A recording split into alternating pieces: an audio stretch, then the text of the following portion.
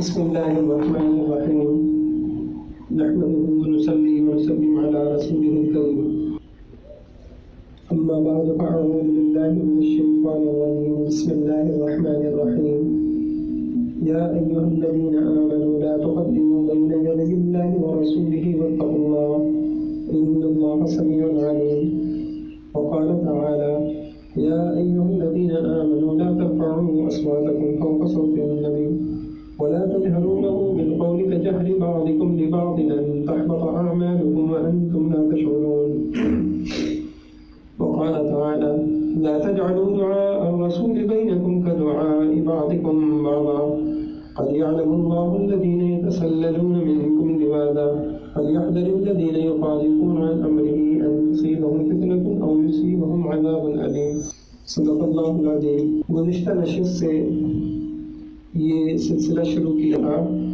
جناب نبی کریم صلی اللہ علیہ وسلم کے حقوق کا، اور گزشتہ نشست میں حضور صلی اللہ علیہ وسلم کے دو حق عرض کیے تھے، ایک حضور صلی اللہ علیہ وسلم پر ایمان لانا اور دوسرے کثرت سے حضور صلی اللہ علیہ وسلم پہ درود شریف پڑھنا، اور اس کی ساری تفصیل میں نے عرض کر دی تھی۔ آج انشاءاللہ ایک تیسرا حق حضور صلی اللہ علیہ وسلم کا عرض کرتا ہوں، اور وہ ہے حضور صلی اللہ علیہ وسلم آپ سے وابستہ ہر چیز کا ادب کرنا، احترام کرنا، تعظیم کرنا۔ قرآن پاک میں باقاعدہ اللہ رب العزت نے ہم کو ادب سکھایا کہ میرے پیغمبر، میرے نبی، میرے محبوب محمد مصطفیٰ صلی اللہ علیہ وسلم کے ساتھ تم کو کیسے پیش آنا ہے۔ ایک آیت نے فرمایا یا ایھا سورہ حجرات کی پہلی آیت ہے یا ایھا الذین آمنوا لا تقدموا بین یدی اللہ ورسولہ، اے ایمان والو میرے نبی سے آگے مت بڑھو۔ ایک روایت میں فرمایا، ایک قرآن کی آیت اسی سورہ حجرات کی دوسری آیت میں یا ایھا الذین آمنوا لا ترفعوا اصواتکم فوق صوت النبی، میرے نبی کی آواز سے اپنی آوازوں کو بلند مت کرو۔ ولا تجہروا له بالقول کجہر بعضکم، اور جیسے آپس میں ایک دوسرے سے بات کرتے ہو وہ انداز نہیں ہونا چاہیے۔ اب آپ تصور کیجئے، اچھا ایسی ایک آیت نے فرمایا لا تجعلوا دعاء الرسول بینکم کدعاء بعضکم بعضا، جیسے آپس میں ایک دوسرے کو پکارتے ہو، بلاتے ہو، ایک دوسرے کو جس انداز میں پکارتے بلاتے ہو، ایسے نہیں کرنا ہے۔ ادب بتایا، تعظیم کرنی ہے، ادب کرنا ہے، مقام پہچاننا ہے، اور ادب ہوتا اس وقت تک نہیں ہے جب تک کہ پہچان ہی نہ ہو۔ اور پہچان کیسے ہوگی؟ جب ہم اللہ کے نبی کی سیرت کو، زندگی کو، آپ کی حدیثوں کو، آپ کے منصب کو پڑھیں گے، سنیں گے، بار بار سنیں گے۔ اب دیکھیے ایک خوف ہے، ادب ہے، یہ کب ہوتا ہے؟ جب آدمی کو پہچان، ایک بچہ ہے اس کو پہچان ہی نہیں ہے، یہ صدر صاحب بیٹھے ہوئے ہیں، یہ وزیر صاحب بیٹھے ہوئے ہیں، یہ کون بیٹھے ہوئے ہیں؟ بچہ منصب کو نہیں پہچانتا، اس میں اتنی عقل نہیں ہے، تو ظاہری بات ہے آپ نے دیکھا بچہ نہیں دیکھتا یہ کون بزرگ بیٹھے ہوئے ہیں۔ حضرت حامد رحمۃ اللہ علیہ کا واقعہ یاد آیا کہ انہوں نے اپنے جو ان کے زیر تربیت تھے، ایک مرید تھے، کہا بھائی بچے وغیرہ کو بھی لے کے آیا کرو کبھی، تو بچوں کو لے کے آئے اور بچوں کو اتنا سکھا کے لائے کہ حضرت اتنے بڑے بزرگ کے پاس لے جا رہا ہوں، یوں ہے، دیکھو یوں نہیں کرنا، یوں نہیں کرنا۔ اب بچہ بالکل سہما ہوا، ڈرا ہوا بیٹھ گیا، مطلب بچے کو لے کے آئے ہو، اس کے ابا کو لے کے آئے ہو۔ بچے ایسے تھوڑی ہوتے ہیں، بچے تو وہ ہوتے ہیں، حدیث میں آتا ہے کہ وہ بچے حضور صلی اللہ علیہ وسلم سجدے میں جا رہے ہیں تو وہ جو ہے نا بچی جو ہے وہ آپ کے اوپر چڑھ رہی، آپ نماز میں آپ اپنا سجدہ لمبا کر رہے ہیں، تو کہ بچے تھوڑی پہچانتے۔ تو ایک بات یہ سمجھ میں آئی کہ ادب ہوگا جب پہچان ہوگی، اور پہچان کیسے ہوگی؟ پہچان وہ ہوگی جب ہم پڑھیں گے، ہم سنیں گے، ہم وقت نکالیں گے۔ اب آپ دیکھیے آپ تصور کریں اس کائنات کا بنانے والا، جس نے زمین بنائی، آسمان بنائے، سورج ستارے سیارے بنائے، جبرائیل جن کی مخلوق ہے، میکائیل جن کی مخلوق ہے، ہوا، فضا اور اور سورج اور چاند ستارے اتنی بڑی بڑی مخلوقات بنائیں، وہ کیا کہہ رہے ہیں؟ میرے نبی سے بات کیسے کرنی ہے، میرے نبی کے آگے نہیں چلنا ہے، ان کا احترام کرنا ہے۔ تو اللہ کو پتہ ہے کہ نبی پاک صلی اللہ علیہ وسلم کیا ہے۔ اب جن بچوں نے یہ پڑھی ہوں گی، آیتیں پڑھی ہوں گی، صورتیں پڑھی ہوں گی، ان کا گھر کا ماحول ہوگا تو وہ بچے تو پہچانیں گے۔ اور جہاں تذکرے ہی نہیں ہوں گے حضور صلی اللہ علیہ وسلم کی سیرت اور زندگی، وہ کیا جانیں گے کہ اللہ کے نبی کیا ہوتے ہیں، ان کی حدیثیں کیا ہوتی ہیں؟ اچھا، ایک بات اور ذہن میں آتی ہے کہ جی اس آیت میں یہ کہہ رہے ہیں کہ اللہ کے نبی سے آگے مت بڑھو۔ آج تو وہ ہے نہیں۔ آگے مت بڑھو کا مطلب ہمارے ذہن میں تو یہ آ گیا، جی آگے مت بڑھو کا مطلب یہ ہوا کہ اللہ کے نبی چل رہے ہوں تو پیچھے پیچھے چلو، آگے مت بڑھو۔ آج تو حضور صلی اللہ علیہ وسلم ہے نہیں، تو پھر یہ آیت کا مطالبہ ہم کیسے پورا کر سکتے ہیں؟ تو یاد رکھیے، آگے نہ بڑھو کا مطلب ٹھیک ہے، یہ ہے کہ آگے مت چلو، لیکن صرف یہی مطلب نہیں ہے۔ قرآن اپنے لفظ کے اندر، اس کے اندر سمندر ہے، اس کے اندر گہرائیاں ہیں۔ کیا کہہ دیا؟ دیکھو، اپنے نظام تعلیم کو حضور کے نظام تعلیم سے مقدم مت کرنا۔ آگے رہنے کے قابل حضور صلی اللہ علیہ وسلم کی ہی نظام ہے۔ اپنے معاشی نظام کو حضور پاک صلی اللہ علیہ وسلم کے معاشی نظام سے مقدم نہیں کرنا۔ اپنے معاشرتی نظام کو، رہن سہن کو حضور صلی اللہ علیہ وسلم کے بتائے ہوئے طریقے سے مقدم نہ کرنا۔ بیٹا نیچے چوں چوں ہو رہی، مقدم نہیں کرنا۔ ہر چیز کو تابع بنا کے چلنا، پیچھے کر کے چلنا۔ تمہاری خواہشات تابع ہونی چاہیے حضور پاک صلی اللہ علیہ وسلم کی زندگی کی، آپ کی تعلیمات کی، تمہارے رہن سہن، تمہارے طور طریقے، تمہاری زندگی گزارنے کے طریقے، تمہاری تعلیمات۔ اب سچ بتائیے، ہم نے اس آیت پہ عمل کیا؟ ہم بادب ہیں؟ ہم نے کتنا مقدم کیا؟ ہر چیز آج مقدم ہے، ہر چیز آج مقدم ہے حضور کے نظام پر۔ اب آپ ایک چیز کو دیکھیے، آپ ایک چیز پہ غور کیجئے کہ حضور کا نظام تعلیم کیا تھا؟ قرآن ہے، حدیثیں۔ آپ مجھے بتائیے کہ ہم کتنا پڑھا رہے ہیں، ہم اس کو کتنا وقت دے رہے ہیں؟ ہمارا معیار کیا ہے؟ ہمارا معیار یہ ہے کہ 10 منٹ میں کوئی قاری صاحب ہمیں مل جائے، ہم کہتے ہیں کہ ہمارے بچوں کو قرآن پڑھا دو۔ آپ یقین جانیے 1 گھنٹہ دینے کے لیے تیار نہیں ہے، اور وہ بھی کیسے دیتے ہیں؟ ہم تو بہت رہے نا، ہمارے یہاں الحمدللہ یہاں مکاتب چل رہے ہیں، ہم سب کو یہی کہتے ہیں کہ بھئی معیاری انداز میں بچوں کو قرآن پڑھاؤ۔ آپ ہر تعلیم میں معیار دیکھتے ہیں، بچے پیدا نہیں ہوتے اور والدین کو جو ہے نا بھی فکر ہو جاتی ہے کہ کون سے اسکولوں کے وزٹ شروع ہو جاتے ہیں، مشورے شروع ہو جاتے ہیں، رائے لینا لے جاتی ہے، پرکھنا شروع کر دیتے ہیں۔ کیا پرکھ ہے؟ نتائج، جس تعلیم کے نتائج سامنے ہیں کہ سوائے بے حیائی کے کیا مل رہا ہے؟ کیا بن کے نکل رہے ہیں بچے؟ کتنی کردار سازی ہے وہاں کردار سازی معیاری نہیں ہے، ان کے مقاصد میں داخل ہی نہیں ہے۔ بچہ فر انگلش بولنے لگ جائے، بس یہ معیار ہے، لاکھوں ہزاروں روپے فیسیں دیں گے۔ آپ انصاف سے غور کیجئے گا، ہم نے کیا کیا اللہ کے نبی کے نظام تعلیم کے ساتھ؟ یعنی آپ دیکھیں، جہاں اس تعلیم کے لیے اتنی توقع ہوتی ہے، اور آپ دوسری طرف دیکھیں کیا ہوتا ہے۔ اچھا جی، آپ کے گھر میں ہم یوں کہہ دیتے ہیں، آپ کے گھر میں قاری صاحب آتے ہیں نا، ذرا ہمارے یہاں بھی بھیج دے گا۔ کسی کو یہ درد ہوتا ہے کہ یہ دیکھے کہ یہ کیسا بچہ میرا قرآن پڑھ رہا ہے۔ آپ کی تعلیم ہوتی ہے، آپ اس کو، امتحانات ہوتے ہیں، اس میں جانچا جاتا ہے، پڑتال ہوتی ہے، بچہ صحیح پڑھ رہا ہے نہیں پڑھ رہا، کمزوری ہوتی ہے، اس کو دور کیا جاتا ہے۔ یہاں قرآن کا کچھ پتہ نہیں کہ جو میں بچے کو پڑھا رہی ہوں وہ قرآن بھی پڑھ رہا ہے نہیں پڑھ رہا۔ ہم میں سے کسی کو غم ہی نہیں۔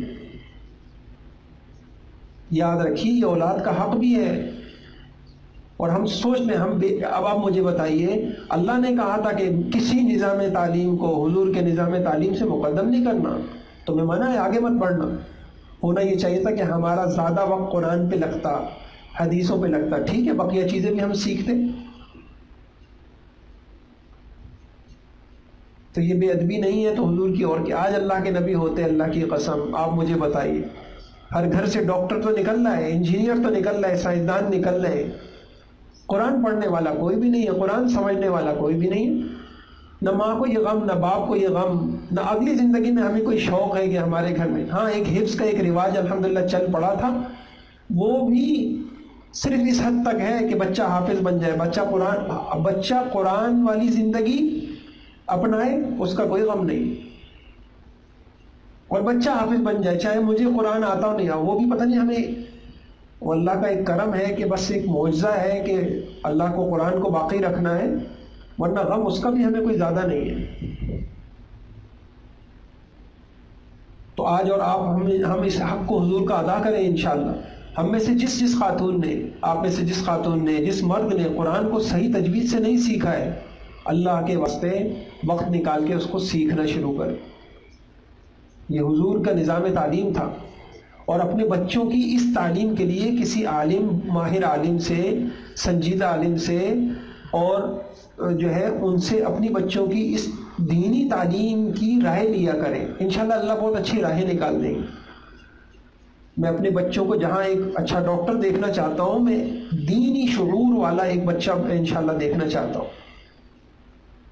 آپ صرف ایک کام کریں، آپ مشورہ لینا شروع کریں، انشاءاللہ آپ کے بچوں کی نہ دنیا کی تعلیم میں پیچھے رہیں گے، نہ دین کی تعلیم میں پیچھے رہیں گے. ایک غم تو آپ کو ہو، ایک چاہت تو ہو کہ بچے کو وہ علم ملے. یہی حال ہمارا سارا نظام ہے. ہم معاشی نظام میں بھی دیکھ لیں، معاشرتی نظام میں بھی دیکھ لیں. تو میں یہ عرض کرنا چاہ رہا تھا، اے ایمان والوں، نبی سے آگے مت چلو، اپنے نظام تعلیم کو پیچھے رکھو، تابع رکھو حضور کی نظام تعلیم کے. تم ڈاکٹر ہو لیکن تمہاری یہ بعد میں ہو، تم پہلے اچھے قرآن پڑھنے والے ہو، حضور کی زندگی کا تم کو پتا ہو. آپ تاجر ہیں، آپ ٹھیک ہے، لیکن آپ حضور والی تجارت پہلے سیکھیں. کن چیزوں کا آج یقین جانے، کس تاجر کو پتا ہے کہ سود کیا ہوتا ہے، جوا کیا ہوتا ہے؟ کچھ سیکھنے کے لیے تیار نہیں. کس ملازم کو پتا ہے اجیر اور مستاجر کے احکام کیا ہوتے؟ اللہ کے واسطے ہم یہ کام نہ کریں. اور ہم یہ بھی بے ادبی میں آئے گا، یہ بھی گستاخی میں آئے گا، کل قیامت میں پکڑ میں آئے گا کہ تم نے میرے نبی کو یہ حیثیت دی تھی کہ بس کلمہ محمد الرسول اللہ کا زندگی اپنی، کلمہ لا الہ الا اللہ محمد الرسول اللہ زندگی اپنی. بس ہم آپ کے نعت پڑھ سکتے ہیں، قصیدے پڑھ سکتے ہیں، ہم آپ کے جو ہے بس یہ کر سکتے ہیں، اب والی نماز ہم پڑھ سکتے ہیں، باقی زندگی ہماری ہے، ہم معذرت چاہتے ہیں، ہم بقیہ زندگی قبول کرنے کے لیے ہم تیار نہیں. ماشاءاللہ پڑھا لکھا مجمع ہے. ہم سوچیں کہ کیا اتنی بات سے حضور خوش ہو جائیں گے؟ کاش کہ ہم حدیثیں پڑھتے تو ہمیں اندازہ ہوتا کہ حضور بعض باتوں پہ بڑے غصہ ہو جاتے تھے، بعض باتوں پہ غصہ ہو جاتے. کیا ان والدین سے حضور خوش ہوتے جو آج یہ دیکھتے کہ ان کا بچہ سب کچھ پڑھا سکتا ہے لیکن ان کے بچے کو قرآن پڑھنا نہیں آتا؟ آپ ذرا پتہ تو کریں، یہ جو نوجوان مسجدوں میں بیٹھتے ہیں اعتکاف کے دنوں میں، علماء بیچارے گھلتے ہیں، محنت کرتے ہیں، کیا جانتے ہیں ہمارے بچے؟ ابھی ایک بچہ مجھے ملا، میں نے کہا بھائی وہ فلاں ہے تو آپ یوں کچھ وقت دیا کرو، یوں. کچھ دنوں پہلے آیا تھا. بعض بچے فطرتاً اچھے ہوتے ہیں، ان کو احساس ہو جاتا ہے، ورنہ تو ہم نے تو اپنی بربادی کے لیے، نسلوں کے لیے کچھ نہیں چھوڑا. نہ آپ دیکھا کریں جو لوگ نمازی ہیں مسجدوں میں، دیکھا کریں کہاں نظر آتے ہیں نوجوان. بچیوں کا حال گھر میں خواتین زیادہ جانتی ہیں، کس کو کتنا تعلق ہے قرآن سے، کس کو کتنا تعلق ہے اللہ کے نبی کی زندگی سے. مسجدوں کا حال. اب وہ بچہ کہہ رہا ہے، میں نے کہا بھائی وہ امام صاحب کو جانتے ہو؟ کہا نہیں، پیچھے سے دیکھا ہے مجھے، شکل نہیں. مسجد آئے گا تو کوئی پہچانے گا. میں نے کہا آپ کہہ رہے تھے نا میں آؤں گا، ہمارے یہاں سیرت کی کلاسیں چل رہی ہیں، آپ اس میں بیٹھیے. ہاں میں وہ ایک ہفتے پہلے آیا تھا. ہفتوں ہو جاتے ہیں، مہینوں ہو جاتے ہیں، بچوں کے رخ مسجد کی طرف نہیں. نہ ماں کو غم، نہ باپ کو غم. گھل جانا چاہیے اللہ کی قسم. یہ زندگی اگر میں اللہ کی قسم کھا کے کہہ رہا ہوں، یعنی ابھی کچھ دنوں پہلے بخاری شریف میں ایک حدیث آ رہی تھی، ہم پڑھا رہے تھے. ایک حدیث آئی، اللہ کے نبی نے کہا میرا دل چاہتا ہے کہ میں یہاں جماعت کی نماز ہو اور میں یہاں کسی کا انتظام سپورٹ کروں اور پھر میں لکڑیاں جمع کروں، میں آگ لگاؤں، اور پھر میں جا کے دیکھوں کون کون گھر میں نماز پڑھ رہا ہے، میں ان کے گھروں کو آگ لگاؤں، میں ان کے گھروں کو آگ لگاؤں۔ آپ غور سے سنیے گا، یہ تو صرف ایک نماز تھی۔ تو اگر آپ مجھے بتائیے، یہاں تو پورے دین کا ہی معاملہ عجیب ہے، پورے دین کا معاملہ عجیب ہے۔ ایک نماز نہیں چھوٹی، سب کچھ ہی چھوٹ گیا۔ اللہ کے نبی ہوتے کیا، یعنی ایک حدیث آئی، ایک صحابی نے حال دیکھا اور گھر آ کے رونے لگے کہ ایک ہی چیز تو باقی تھی اللہ کے نبی کی زندگی سے، کہ تم نماز ان جیسی پڑھ لیتے، تم نے اس میں بھی تبدیلی کر دی، تم نے اس میں بھی تبدیلی کر دی۔ اگر یہ اس صحابہ اپنے دور میں کہہ رہے ہیں، گھر آ کے رو رہے ہیں، اور حضور پاک صلی اللہ علیہ وسلم آج ہوتے نہ شکلیں ان جیسی بچی، نہ دین ان جیسا بچا، نہ لباس بچا، نہ معاشرت بچی، کچھ بھی تو نہیں بچا۔ اور پھر پیچھے حضور اپنی قربانیاں دیکھتے، سب کچھ تو میں نے قربان کر دیا تھا ان کے خاطر، یہ جہنم سے بچے۔ اس لیے میں گزارش کروں گا کہ ہم باادب ہو کے مرنا ہے، انشاءاللہ ہم کو حق ادا کر کے مرنا ہے۔ تو ایک بات یہ کہتی، کسی چیز کو مقدم نہ کرو۔ آج انشاءاللہ سب خواتین غور کریں کہ ہماری زندگیوں میں ہمارے تین چیزیں بنیادی سوچ لیں۔ تعلیم، ہم کس نظام کو مقدم کر کے چل رہے ہیں، کتنا سیکھا ہے اپنے دین کو۔ میں ایک بات اکثر کہتا ہوں کہ آج مسلمان کے پاس جتنا دین ہے وہ صرف سنا سنایا ہے، سیکھا تو ہے ہی نہیں کسی نے۔ اور اپنے معاشرتی نظام کو بھی دیکھ لیں، میرے گھر میں کتنی چیزیں محمد الرسول اللہ کے اسلوب پہ ہیں، کتنی مغرب کے طرز پہ۔ ہم ایک جگہ یہاں قریب میں آپ کے ہی محلے میں ایک جگہ ہم دعوت میں گئے، امام صاحب بھی تھے، ہم بھی تھے، کھانا لگا تو ہم نے کہا ماشاءاللہ آپ تو دین سے محبت رکھنے والے ہیں، ایسا کر لیتے ہم، کوئی اگر تکلیف نہ ہو تو ہم دسترخوان پہ کھا لیتے، ٹیبل کے بجائے ہم دسترخوان پہ کھا لیتے۔ آپ یقین جانے ان کے گھر میں دسترخوان ہی نہیں تھا، اور پھر دسترخوان ہی نہیں ملا۔ مسئلہ یہ نہیں جائز ناجائز کا، مسئلہ یہ کہ کس چیز کو ہم، کس سنت کو، حضور کی کس زندگی کو جب ہم اس طرح کرتے رہیں گے اگلی نسل تو پہچانے گی بھی نہیں۔ مسئلہ یہ نہیں ہوتا، مسئلہ محبت کا ہوتا ہے، حضور سے محبت ہوتی، ایک ایک ادا سے محبت ہوتی، ایک ایک طریقے سے۔ اور قسم کھا کے کہوں کہ کامیاب زندگی بھی تو وہی ہے، کامیاب زندگی بھی تو وہی ہے۔ آج تحقیق کر رہے ہیں لوگ ایک ایک سنت پہ، بھائی یہ والی سنت ہے اس کے اوپر یہ فائدہ، یہ والی سنت ہے اس سے یہ فائدہ۔ بہرحال انشاءاللہ اس کا اہتمام کرنا ہے کہ ہم حضور پاک صلی اللہ علیہ وسلم کی زندگی سے کو مقدم کر کے چلیں گے۔ ہماری نظر آئے کہ الحمدللہ ہمارے ہاں تو بھائی شادیوں کی ترتیب انشاءاللہ سنت طریقوں پہ ہوگی۔ اچھا، اسی میں ایک بات یہ بھی آئی، اپنی آوازوں کو اونچا نہ کرو۔ تو سوال وہی پیدا ہوا کہ آج تو حضور صلی اللہ علیہ وسلم ہے نہیں یہاں، ہمیں قرآن یہ کہہ رہا ہے کہ اپنی آواز کو حضور صلی اللہ علیہ وسلم کی آواز سے اونچا نہ کرو، تو ہم کیسے کریں؟ تو یاد رکھیے حضور نہیں ہے، لیکن یہ اذان بھی تو حضور ہی کی آواز ہے، یہ قرآن و حدیث بھی تو حضور کی آوازیں ہیں۔ تو ہم بتائیں کہ یہ بھی تو حضور کی سکھائی ہوئی آوازیں ہیں، ان کا بھی تو ادب کا یہی تقاضا ہے۔ اذان ہو رہی ہو تو ہماری آوازیں بند ہو جانی چاہیے۔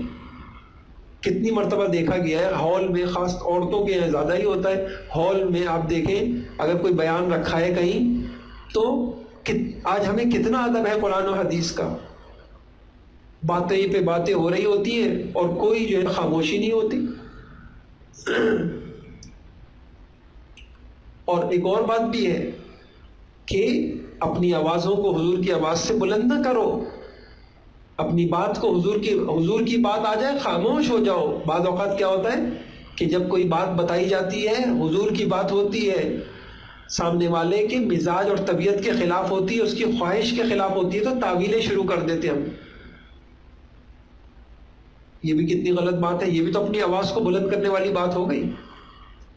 جس نے پردہ نہیں کرنا ہے، اگر ان کے سامنے پردے کی آیتیں حدیثیں آئیں، نہیں جی یہ بھی تو ہے، فلاں یوں بھی تو کہتا ہے جی، چہرے کا پردہ بھی تو نہیں ہے۔ اللہ کے واسطے سوچیں ہم کس سے مناظرہ کر رہے ہیں، کس ہے؟ بعض اوقات صحابہ نے اپنی اولاد سے ساری زندگی بات نہیں کری۔ ایک صحابی نے کہہ دیا تھا کہ حضور صلی اللہ علیہ وسلم کے زمانے میں ایک حدیث کہی تھی کہ عورتیں مسجد میں جاتی تھیں تو دوسروں نے یہ کہہ دیا ہم تو نہیں بھیجیں گے، حالات تو ایسے نہیں ہیں. ان صحابی نے بات نہیں کی.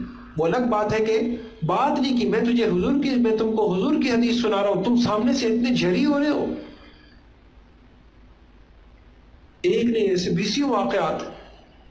ابھی میں انشاءاللہ کچھ واقعات عرض کرتا ہوں. اور قرآن نے دھمکی بھی دی ہے، اگر تمہاری آوازیں حضور کی آواز سے بلند ہو گئی تمہارے سارے اعمال ضائع ہو جائیں گے. یا ایھا الذین آمنوا لا ترفعوا اصواتکم فوق صوت النبی ولا تجهروا له بالقول كجهر بعضكم لبعض ان تحبط اعمالكم. کہیں ایسا نہ ہو کہ تمہارے سارے اعمال ضائع ہو جائیں. تو ادب کا تقاضے میں نے عرض کر دیے. صرف ادب یہ نہیں ہے کہ ہم جو چند معمولی چیزیں ہیں، پوری زندگی باادب ہونی چاہیے. اور حضور صلی اللہ علیہ وسلم کا یہ جو ادب ہمیں سکھایا گیا، آپس میں جیسے بات کرتے ہو ایسے کرو. تو حضور پاک صلی اللہ علیہ وسلم کا نام لیتے وقت سنتے وقت صرف نام پر اکتفا نہ کیا جائے، درود شریف پڑھا جائے. یہ ادب ہو گیا. میں انشاءاللہ کچھ وہ عرض کرتا ہوں، کچھ واقعات آپ کو سناتا ہوں. ہمیں یہ واقعات اپنے بچوں کو، اپنی نسلوں کو سنانے چاہیے. ہمارے گھروں میں یہ چرچے ہونے چاہیے، اس سے فائدہ ہوگا. بخاری شریف، یہ جو آواز بلند نہ کرنے کی بات آئی، بخاری شریف میں لکھا واقعہ ہے کہ حضرت انس ابن مالک رضی اللہ عنہ فرماتے ہیں کہ انصار کے ایک بلند آواز خطیب حضرت ثابت بن قیس رضی اللہ عنہ نے جب یہ آیت سنی تو وہ تو گھر میں ہی بیٹھ گئے، گھر سے نکلنا ہی بند کر دیا. کسی نے کہا بھائی بات کیا ہے؟ کا شرٌ، بات کیا ہے، کیا حال ہے؟ کا شرٌ، برا حال ہے. کیوں؟ کہا کہ میں نے تو نبی کریم صلی اللہ علیہ وسلم کی آواز سے بلند آواز میں، میری آواز اونچی ہے، اور قرآن تو آتا ہے کہ اس کا سب جہنمی ہے، اس کا سب برباد ہو جائے گا. حضور کے پاس مسئلہ لایا گیا، آپ نے فرمایا نہیں، انک لست من اہل النار ولکنک من اہل الجنہ. نہیں تم جہنمی نہیں ہو، تم تو جنتی ہو. ڈر گئے صحابہ، آواز بلند نہیں کرنا. صلح حدیبیہ کے موقع پر حضرت عثمان رضی اللہ تعالیٰ عنہ کو نمائندہ بنا کر بھیجا گیا. آپ کے سامنے واقعہ ہے. قریش نے کہا کہ ٹھیک ہے آپ جو ہے وہ طواف کر سکتے ہیں، باقی ابھی کسی کو اجازت نہیں ہے. کہا نہیں، حضور کے بغیر میں نہیں کر سکتا. اس ذات کی قسم جس کے قبضے قدرت میں میری جان ہے، اگر میں کسی نے بعد میں پوچھا طواف تو کیا ہوگا اپنا، آپ نے کہا اللہ کی قسم 1 سال بھی اگر میں ٹھہرتا اور میرے آقا حدیبیہ میں ہوتے، میں اپنے محبوب کے بغیر طواف نہیں کرتا. بخاری شریف کی روایت ہے، کتنا اس سے صحابہ کا پتہ چلے گا محبت کیسی تھی. سب سے یعنی ہمارے ایک ساتھی عمرے پہ جا رہے تھے تو کسی اللہ والے سے کہا، لوگ پوچھتے ہیں کہ جی پہلے خانہ کعبہ پہ نگاہ پڑے کیا دعا مانگے؟ کیا عجیب بات کہی، کہ ساری خیریں حضور کی محبت میں چھپی ہوئی ہیں. اللہ سے یہ دعا مانگو ہے اللہ جیسے صحابہ کو حضور سے محبت تھی وہ محبت عطا کر، سب کچھ مل جائے گا. آج سارا مسئلہ محبت نہ ہونے کا ہے. یہ جتنے ہم تعویلیں کرتے ہیں، کسی سے برقع نہیں پہنا جا رہا، کسی سے خاندان کے رسم و رواج نہیں چھوڑے جا رہے، کسی سے قرآن نہیں پڑھا جا رہا، کسی سے قرآن دین سیکھنے کے لیے وقت نہیں نکالا جا رہا. یہ سب چیزیں محبت نہ ہونے کی بنا پر ہے. آج محبت آ جائے سارے مسئلے حل ہو جائیں. صلح حدیبیہ کے موقع پر قریش مکہ نے عروہ بن مسعود ثقفی کو نمائندہ بنا کے بھیجا صلح کی شرطیں لکھنے کے لیے. بڑا تیز ذہین آدمی تھا، جہاں دیدہ آدمی، ایک ایک چیز کو غور سے دیکھ رہے. جب وہ قریش کے پاس واپس گئے، کیا عجیب بخاری شریف کی روایت ہے، اے قوم واللہ لقد وفدت علی الملوک وفدت علی قیصر وکسرى والنجاشی واللہ ان رأیت ملکا قط يعظمه اصحابه ما يعظم اصحاب محمد محمدا واللہ ان تنخم نخامة الا وقعت فی کف رجل منه. انشاءاللہ اس مضمون کو مکمل کروں گا. اللہ مجھے آپ کو عمل کی توفیق عطا کرے.